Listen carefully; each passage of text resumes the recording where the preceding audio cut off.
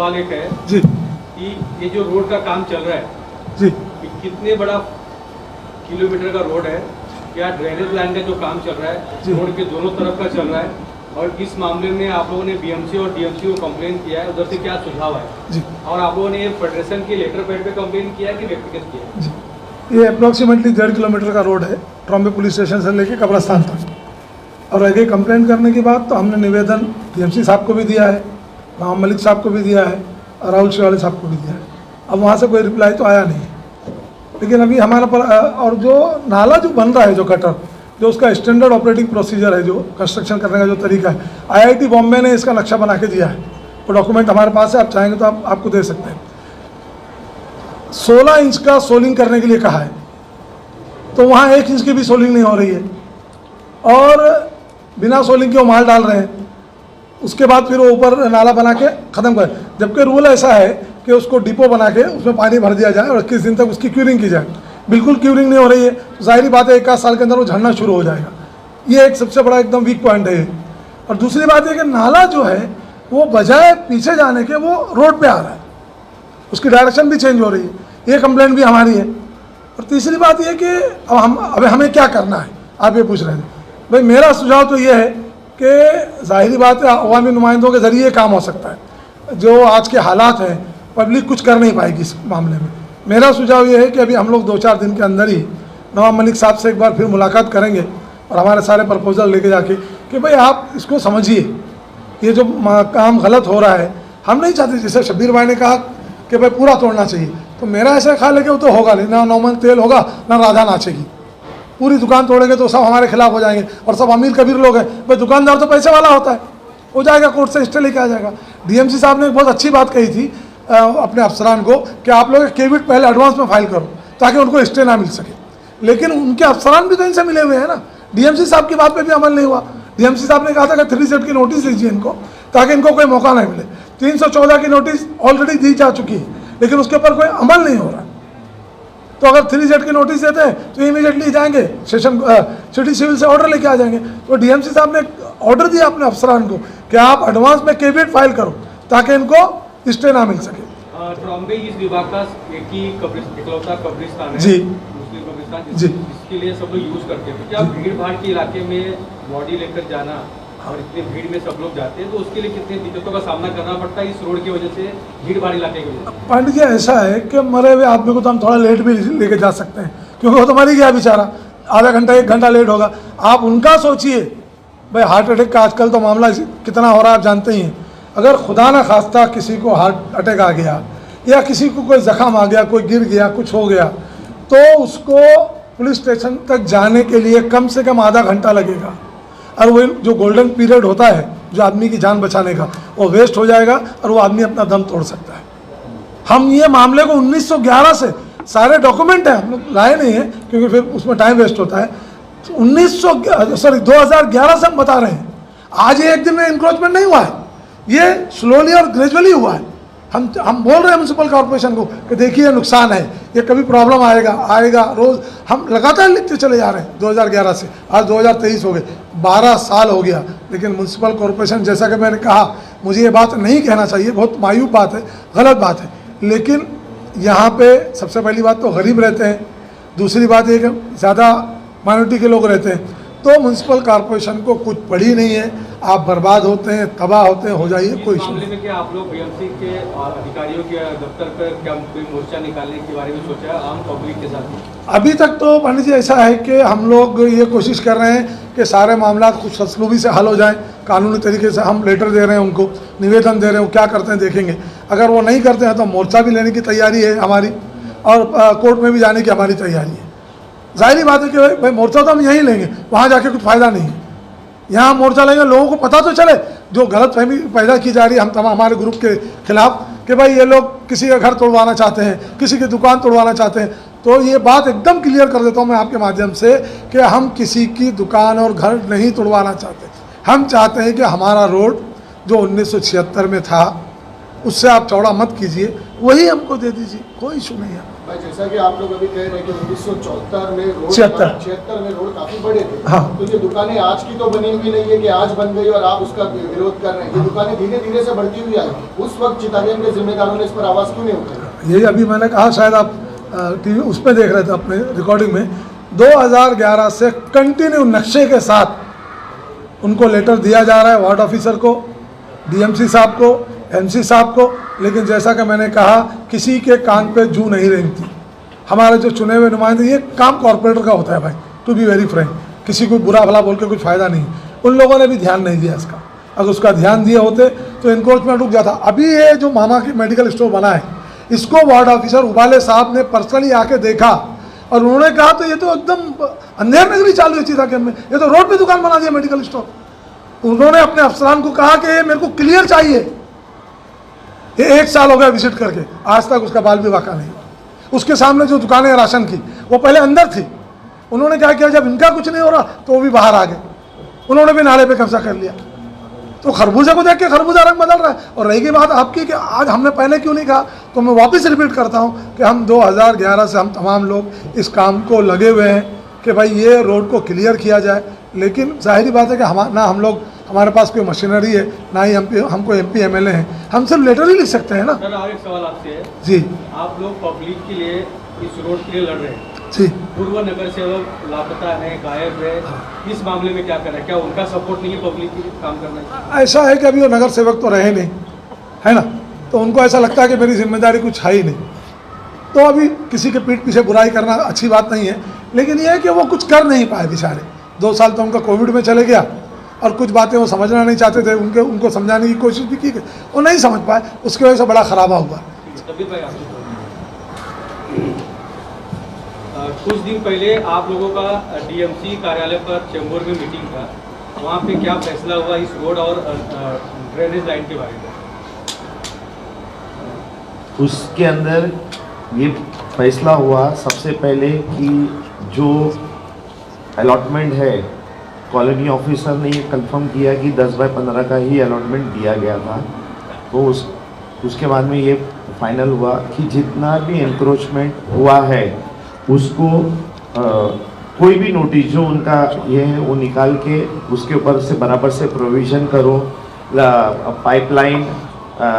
Pipeline का provision करो, सारा चीज़ का ये करके ही आगे सारे चीज़ों का रिमार्क लेके आगे का काम करो।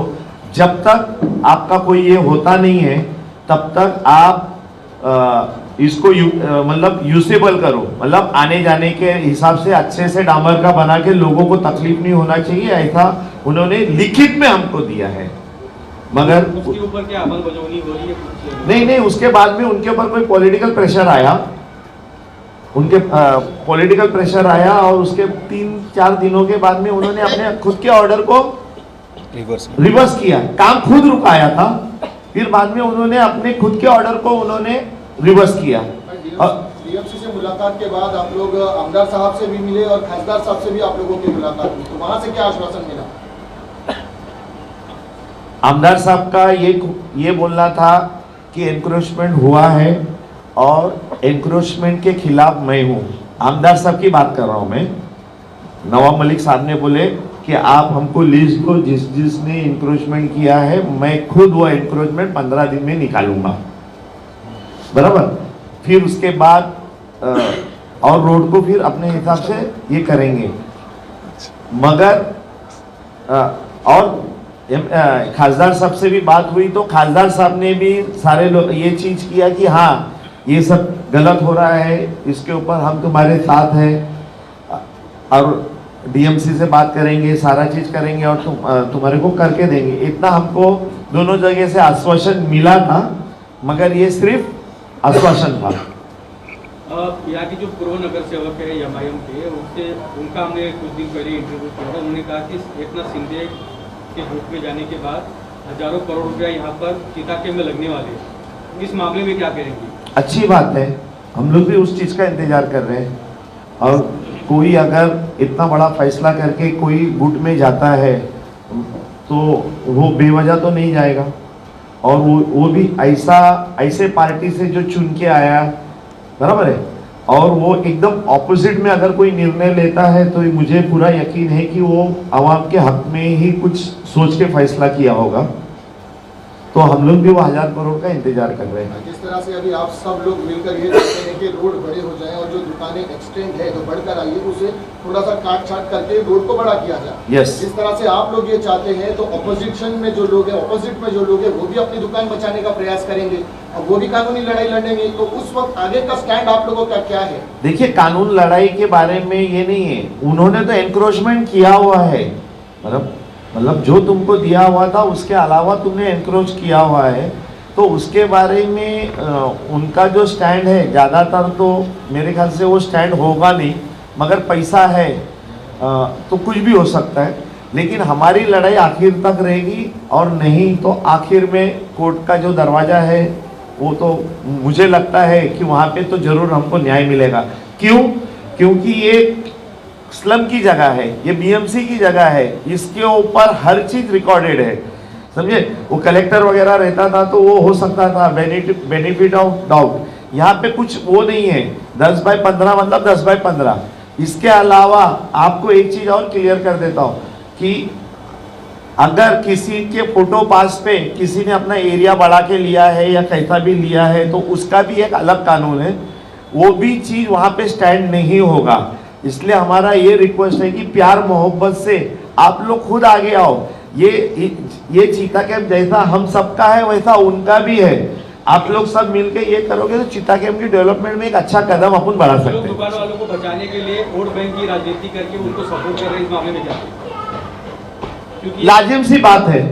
देखिए, ये कैसा है कि प्रेस कॉन्फ्रेंस कुछ अलग दिशा में चले जाएगा, इसके लिए अपन उसके ऊपर नहीं ये करेंगे, समझे कि नहीं। लेकिन ये हकीकत है कि यहाँ पे वोट और नोट दोनों की राजनीति हो रही है, समझे कि नहीं। लेकिन इसका खुलासा आने वाले 1 हफ्ते के बाद में देखते हैं। अभी हम लोग बेनिफिट ऑफ डाउट में चल रहे हैं कि कोई हमारा साथ देगा और ये चीज हो सकता है, नहीं है तो फिर उसके बाद में उसका भी खुलासा होगा। आप खुद चीता कैंप के पहले नगर सेवक रह चुके हैं और आपको लोगों ने निर्दलीय चुना था। इस पूरे मसले पर आपने क्या एक्शन लिया, आपने क्या काम किया? क्योंकि आज जो लड़ाई आप लोग लड़ रहे हैं, अगर इसके ऊपर पहले से अगर मजबूत काम किया गया होता तो शायद ये दिन ही देखना पड़ता। क्या कहेंगे? तो वैसा है कि ये जो रोड था डीपी रोड था, 64 डीपी रोड था, तो हमने इसके ऊपर प्रपोज किया 64 डीपी रोड से बोलेगा 64 डीपी रोड के लिए हमने प्रपोज किया था। उसका काम भी चल रहा था, लेकिन ये रोड यहाँ से लेके जाके वीरपुरा मार्ग पे था, वहाँ पे कुछ ज़मीन है सॉल्ट की जिसे एक्विजिशन करना था। तो हमने टेम्पोररी क्या किया था कि यहाँ पे ड्रेन मिसिंग थी, तो 2009 में मैंने इस दोनों जगह दोनों साइड से हमने एक्शन लेकर दोनों तरफ से हमने रोड को बड़ा किया और हमने वहाँ पे ड्रेन भी बनाई, तो दोनों साइड ड्रेन मिसिंग थी। भाई मेरा आपसे एक सवाल ये है कि आज ये बहुत अच्छी बात देखी जा रही है कि चीता कैंप के सारे जिम्मेदार एक साथ हैं, लेकिन जब भी कॉर्पोरेटर का काम हो या एमएलए का फंड रिलीज होता है या एमपी का, कॉन्ट्रैक्टर वो अपना ही क्यों लाते हैं? आप लोग इस पर क्यों आवाज नहीं उठाते कि कॉन्ट्रैक्टर वो हो जो गांव का भला सोच कर आए और गांव के लिए काम करे? इस पर सारे लोगों ने क्यों आज तक आवाज नहीं उठाई? तो उनका ही कॉन्ट्रैक्टर क्यों आगे काम करे? कॉन्ट्रैक्टर अपॉइंट करना कॉर्पोरेशन का काम है, हमारा कॉर्पोरेटर का काम नहीं। उनका प्रोसेस ऑफ लॉ है ना, वो बीएमसी करती है, उसमें हम कुछ नहीं। लेकिन उसमें भी यही होता है ना कि भाई वो अपना ही नुमाइंदा डालते हैं। नहीं, वो जो लोग अभी तो ये हो गया, जो लोग भी टेंडर इन्वाइट होता है, जो लोग भी करते हैं वो हिसाब से प्रोसेस ऑफ लॉ से होता है, उसमें अपन नहीं कर सकते। मुझे लगता है शब्बीर भाई इसके ऊपर आपसे भी एक सवाल है। क्या राजा भाई, आखिरी सवाल आपसे, राजा भाई के ऊपर। सॉरी, आप सभी लोग ने आज जो प्रेस कॉन्फ्रेंस लिया है, इसमें सभी लोग की सहमति से क्या निर्णय लिया गया है? आगे इसके ऊपर किस तरह की कार्रवाई करेंगे? लास्ट अच्छा सवाल है। आज सभी जिम्मेदार जो है एक साथ है। कुछ लोगों को छोड़ के जो शरारती लोग हैं, जो ज़ाती मुफाद देखते हैं, जो अपना फ़ायदा देखते हैं और चीता कैंप का सत्यानाश करना चाहते हैं। पूरी सरकार जो है, मोदी सरकार हो या शिंदे सरकार हो, वो कहती है कि पूरे सड़क बनाएंगे हम। सड़क इसलिए बनाते हैं कि सड़क से जो है वो इस इलाके का विकास होता है। सड़क जो है लोगों को जोड़ता है। सड़क जो है अलग अलग डिस्ट्रिक्ट को, जगह को जोड़ता है। तो सड़क से है वो जगह जो है विकास हो सकती है। और अगर हमारे लोग बड़े लोग कहते हैं किसी इलाके को देखना है तो वहाँ के सड़क को देख लो, सड़क को देखकर पता चलता है इलाका कितना विकसित है और कितना अच्छा लगता है। और हमारी सड़क तो आप देख सकते हैं कि कितना बुरा है। 76 की बात लो और अभी की बात लो, ये सड़क है, ये रमज़ान के वक्त और कोई फेस्टिवल के वक्त इतना भर जाता है, आप नहीं, आपके घर की औरतें भी है, धक्का लगाए बगैर आप जा नहीं सकते वहाँ से। 2006 की बात है, 2006 में डी सेक्टर में खाड़ी में बहुत बड़ी आग लगी थी, सेकेंड ग्रेड की आग थी, कम से कम 206 झोपड़े जल के राख हो गए थे। आपको पता है, हमने फ़ोन किया फायर ब्रिगेड को, हम वहीं रहते हैं, फायर ब्रिगेड आने में 25 मिनट लगे, 25 मिनट में कम से कम 100 झोपड़े जलकर राख हो गए। हम लोग ने पूछा कि आप लेट क्यों, हम लोग भड़क गए फायर ब्रिगेड के ऊपर। उन्होंने बोला साहब हमको बाज़ार से आने में बहुत ट्रैफिक मिला, बहुत तकलीफ हुई, हम लोग बहुत मुश्किल से सबको हटा कर आए।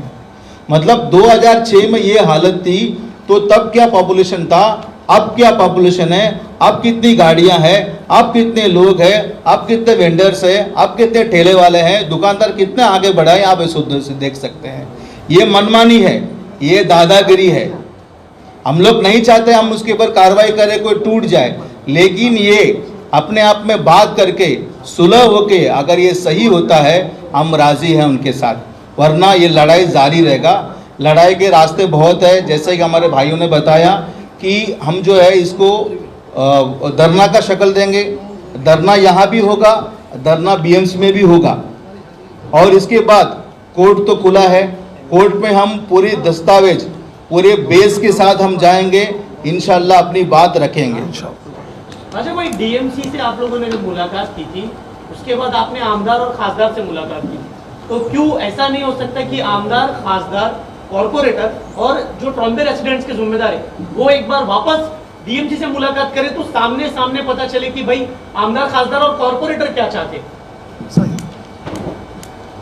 माजी कॉर्पोरेटर क्या चाहते हैं आपने फोटो देखकर पता चल गया होगा आपको, उसके बारे में बोलने की ज़रूरत नहीं है, मैं उसके बारे में बोलूँगा भी नहीं।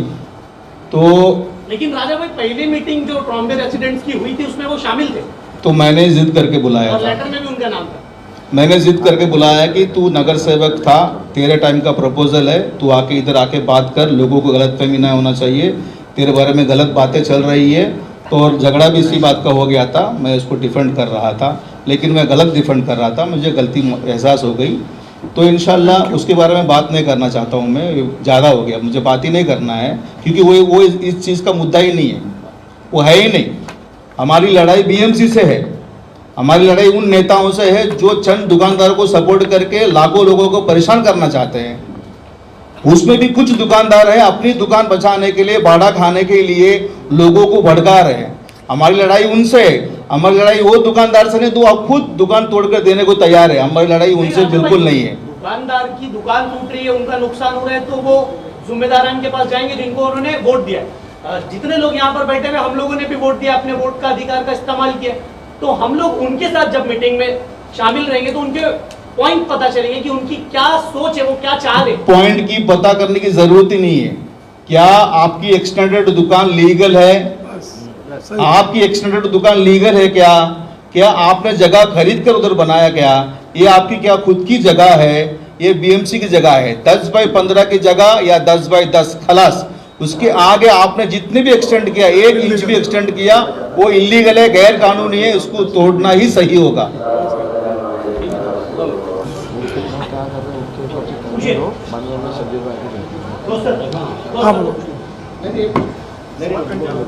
पूछो अली भाई, राजा भाई और शब्बीर भाई, आप तीनों से एक बहुत छोटा सा सवाल है, शायद ऐसा नहीं करके मैं आप लोगों के खिलाफ बात कर रहा हूँ, मगर एकदम आपके फेवर में बात कर रहा हूँ, क्योंकि मैं आपको बचपन से देखता आया हूँ। आप लोगों ने जो पॉलिटिक्स की है चीता कैंप के अंदर, और हमें भी पहले हमारे अंदर में था, जो नहीं था अब आ गया है, तो हमने देखा है आप लोगों को जिसके ऊपर आप हाथ रखते हैं, आप तीनों मिलकर, वो कहीं ना कहीं विजेता बनकर आता है हमारे चीता कैंप के अंदर।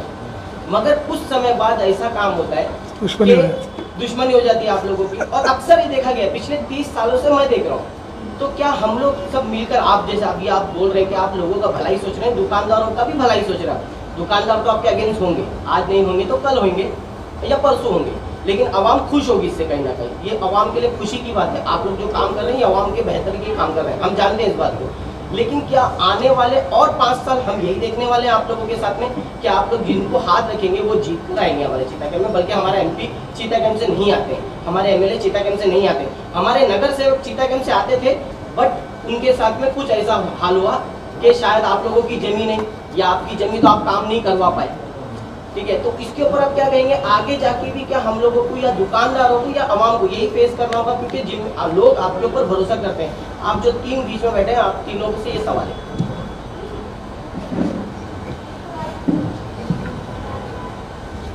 देखिए, हम लोग कोई इतने बड़े नहीं है कि जिसके ऊपर हाथ रखेंगे वो चुन के आएंगे। नहीं, अक्सर देखा वही आदमी चुन के आता है जिसको अल्लाह नवाजता है, समझे कि नहीं।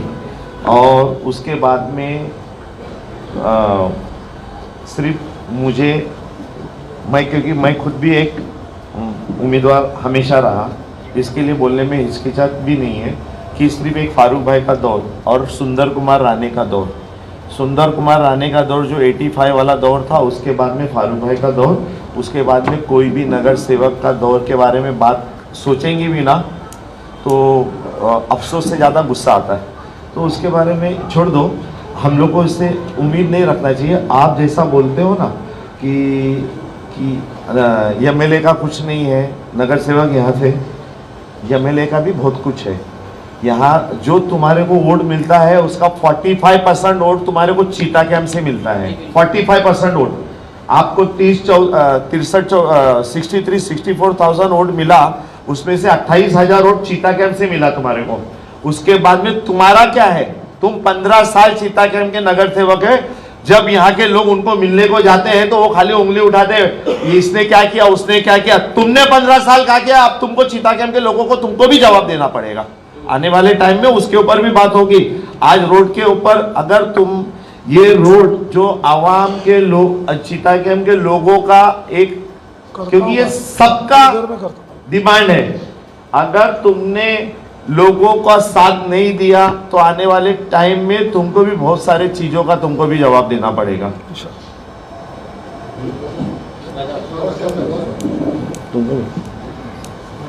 बोले सवाल है, मैं जो है तकरीबन 30-35 साल से देख रहा हूँ, यहाँ के आवाम को सिर्फ आप लोग के बेवकूफ़ बनाए।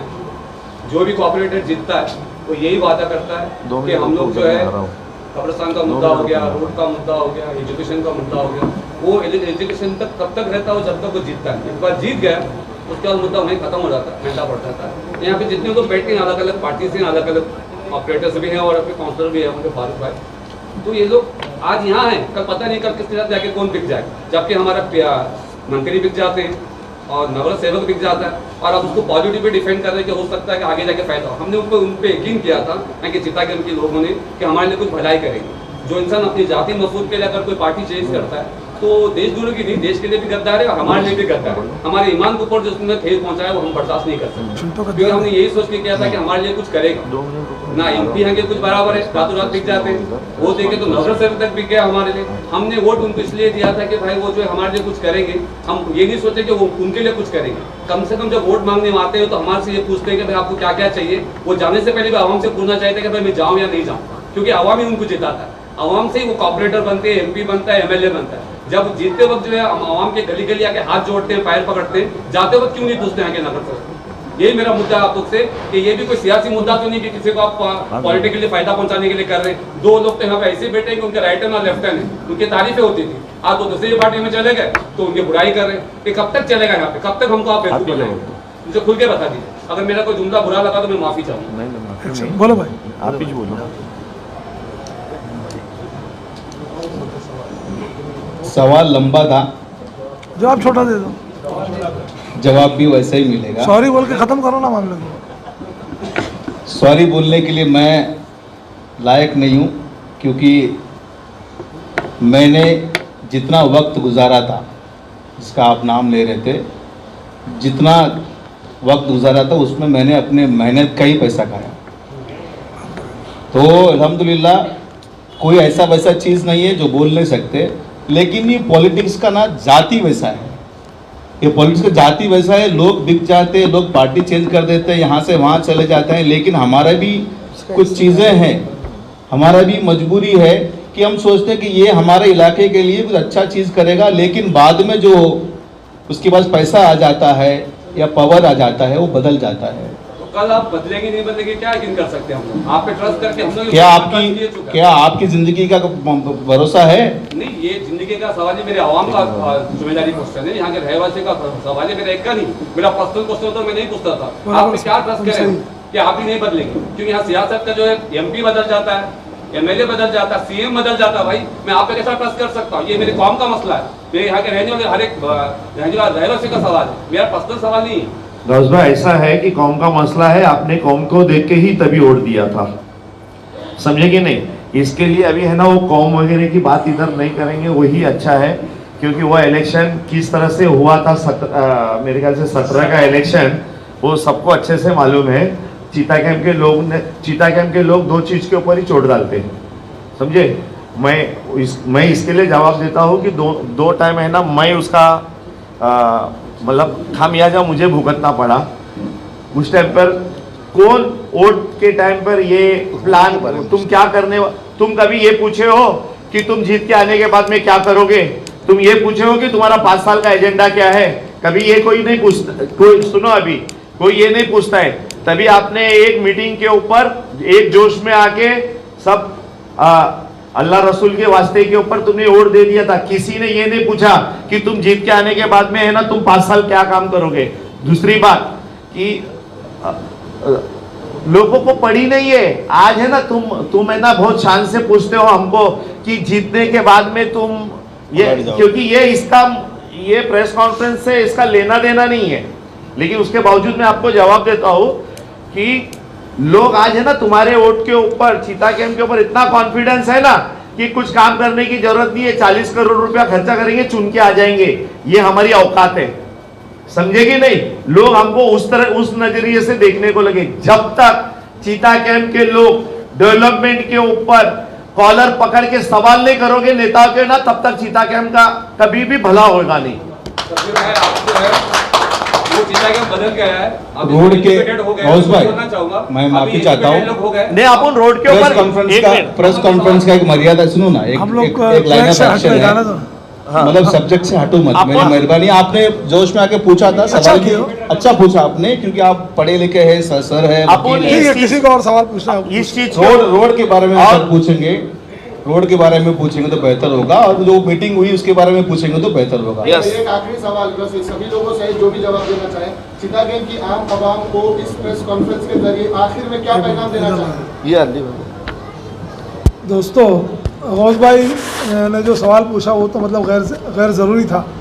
वजह यह है कि हम लोगों में जो कॉर्पोरेटर चुन के आया था, क्या कभी 100-200 आदमी मिलके उसके घर पे गए या उसके दफ्तर गए, या जो हमारे एमएलए चुन के आए कभी 100-200 लोग जाके उनसे पूछे कि भाई क्या हो रहा है?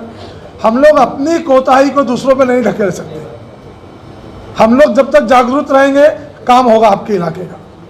हम लोग, आप ये भी तो देखिए कि हम लोग खुद दलाली करते हैं लोगों की, हमारा अपना कोई स्टैंड ही नहीं होता है, हमको अपने बस्ती से प्यार नहीं है। आप अगर इस बस्ती के फलाह बहबूद के लिए एक मीटिंग बुलाइए, 100 आदमी नहीं आएंगे, 4 लाख की आबादी। सारा काम म्युनिसिपल कॉर्पोरेशन का, एमपी एमएलए का और कॉर्पोरेटर का नहीं है, हमारी भी अपनी सिविक जिम्मेदारियां हैं ना। हम कितनी अपनी जिम्मेदारियों को पूरी करते हैं? आप गलियों में देख लीजिए, 2.5-3 फुट की सीढ़ी बना दिया लोगों ने। उनको एहसास नहीं है कि भाई यहाँ से लोग रात को गुजरेंगे, कोई गिर जाएगा। उनका ओटा देखिए 2-3 फुट ऊंचा है। उनकी जिम्मेदारी नहीं है क्या?